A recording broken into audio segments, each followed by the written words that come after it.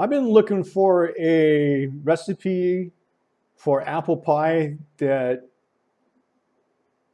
didn't have added sugar to the recipe. And the ones that I've found on the internet, they're suggesting or they're having you use frozen apple juice concentrate. And for me, I did try that. I thought that was just too sweet. There's no need to add any concentrated sweetness to an apple. An apple in itself, I think, is sweet enough, and I don't eat sugar in my diet, processed sugar. A lot of people think that pie crust is sugar, but it's a carbohydrate. Sugar is a carbohydrate. When I mean sugar, I mean like added sugar, the white powdery stuff that's been processed with phosphates. And I prefer to use just the fruit itself in my recipe. So in this recipe, it's 6 Granny Smith's apples, peeled, cored, and eighth cut.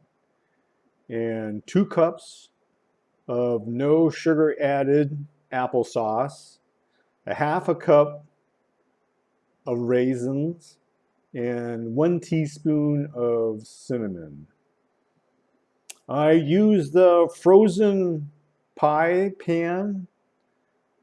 In this case, it's Marie Callender's. And then I use the refrigerated pie crust for the top. I like to pinch the top pie crust in place, and then I let the excess bake on the pie. I've been trying to figure out what to do with the excess. 25 degrees for 1 hour.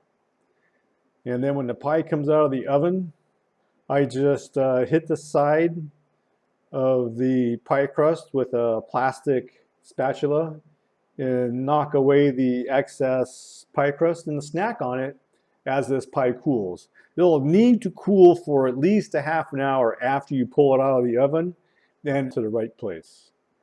It has a good consistency. I like my apples to be firm and not completely mushy. And there's still texture in these apples at 1 hour at 325 degrees. And being that there's no added sugars to it, they'll probably go pretty fast because it's pretty tasty.